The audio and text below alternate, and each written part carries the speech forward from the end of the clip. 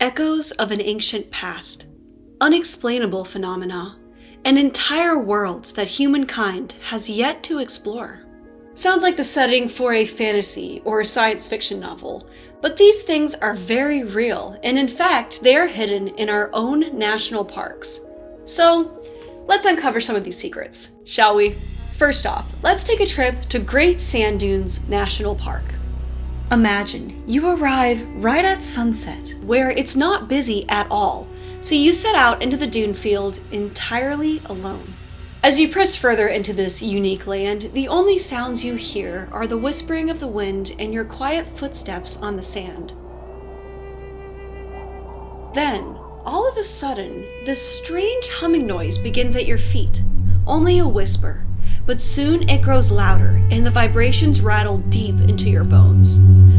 Alright, so I'd be a little spooked. But no worries, because we have actually just discovered one of the most exciting, interesting, and yet unexplained phenomena on Earth.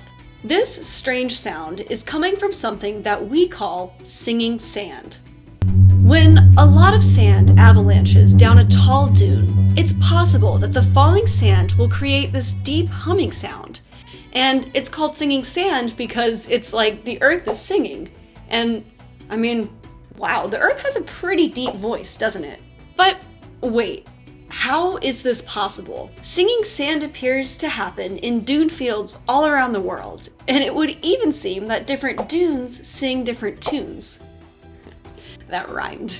Seriously though, we can identify the frequency that different dunes are singing at. For example, some Moroccan dunes emit a sound that's tuned to a low G-sharp note. But overall, all around the world, there are dunes that sing just about every note over more than an entire octave. This phenomenon has been studied quite a bit, but we still aren't totally sure what causes this to happen. We think that the size and the amount of the grains of sand that are falling play a role in the type of sound that's being emitted. But as for why they make that sound in the first place, well, we aren't sure. It would seem that that is a secret that remains buried deep within the dunes. Our quest to discover secrets today doesn't stop there though, so let's visit a very different environment, the Redwood Forest. Alright, so once we get to the Redwood Forest, here, we need to look up. Because when we do, we are laying our eyes upon an entire unexplored world. Fun fact, more people have been to the top of Mount Everest than have been to the top of a redwood canopy, which to me just blew my mind to hear that. The world above the redwood trees is virtually unseen by the public eye, and it wasn't even until the late 1990s that scientists were able to get up there in the first place. I mean, like, I can see why. It doesn't exactly seem like an easy thing to get up there, but then again, neither is Everest easy to get up to the top of, so. What scientists have found since their very first excursion into the canopies is awe-inspiring, and even so, there is still so much up there that we don't even know about yet. The redwood canopy supports another entire ecosystem, all on its own. The canopy is so fertile that it has its very own forest 300 feet in the air. It has its own soil, its own bushes, its own trees. And yes, I really just said that. There are trees growing up there 300 feet in the air. The way that this happens is that these trees are actually growing on top of the existing redwood trees. So it's kind of like plantception.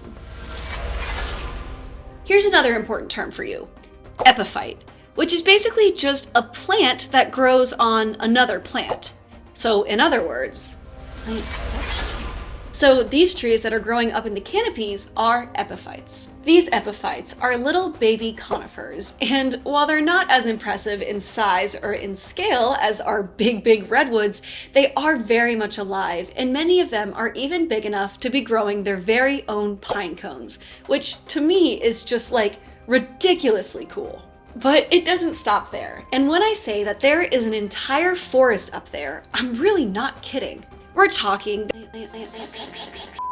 There are ferns, lichens, moss, birds, salamanders, fungi, and much more that all live up here in the canopies. The soil gets as deep as 3 feet in some places, which gives this little forest above the clouds a lot of opportunity to grow all sorts of life. And just for fun, here are a few animals that make their homes up in the redwood canopies. The acorn woodpecker, the marbled murrelet, I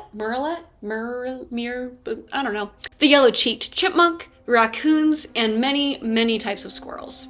So as you can definitely see, we certainly have learned a lot about what happens at the redwood canopies, but there's still also so much we don't know. The ecosystem is complex, delicate, and very difficult to get up there to study. There could be many other plants and animals living up there that we don't even know about, perhaps even undiscovered species. And also, the question of how this ecosystem fits into the greater ecosystem of the entire redwood forest is still being studied. So it would seem that the redwood forest definitely has its fair share of secrets too. Our last park takes us back to the desert, but this time a very different one with a very different story, and a story that has shattered our understanding of human history. We find ourselves in White Sands National Park, a land that looks like another planet. Beautiful white gypsum sand blankets the landscape, but many years ago, this desert was actually a green oasis teeming with life. And it's within the layers of sediment of this alive time that we have uncovered the stories of humans who lived during the Ice Age. You see, for a long time, we thought that humans arrived in North America around 14,000 years ago, except the secrets that we found in White Sands say otherwise. Preserved in the sediment, we have found fossilized footprints of humans who came to the area almost 23,000 years ago. That is nearly a whole 10,000 years sooner than we thought. Which, think about how long 10,000 years is for just a moment. You could probably watch the entirety of Netflix so many times in that time. Which, I wonder how many times you could watch all of Netflix in that time.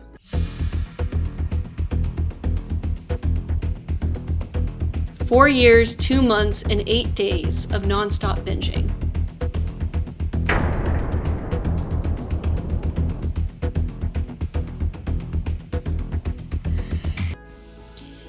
Anyway, as I said, the area that is White Sands today used to be lush and fertile and green, and it was a lake known as Lake Otero, which, if you're interested in this metamorphosis that caused White Sands to be what it is today, definitely check out my video on White Sands. I tell the whole story, and it's one of my personal favorite videos. We believe animals and humans congregated around here at Lake Otero to get food and water. So imagine you're going to get a drink of water and there's a freaking mammoth on the other side of the lake. That's a new one. Around this time at Lake Otero, there were also animals like the dire wolf, the American lion, and Harlan's ground sloth. Speaking of ground sloths, we have also found a set of footprints that appear to be a group of humans hunting our ground sloth for food. And we have even found a set of footprints telling the story of a woman 20,000 years ago. Her footprints show her walking almost a mile. She appears to be alone, except every now and again there are tiny footprints next to her. We think of her child. Our guess is that she was probably carrying her child along with her and occasionally set them down to walk beside her.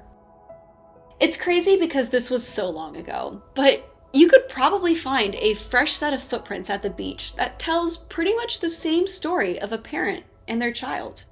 There are some aspects of humanity that never really seem to change, and it's these aspects that seem to bind us all together even across thousands of years.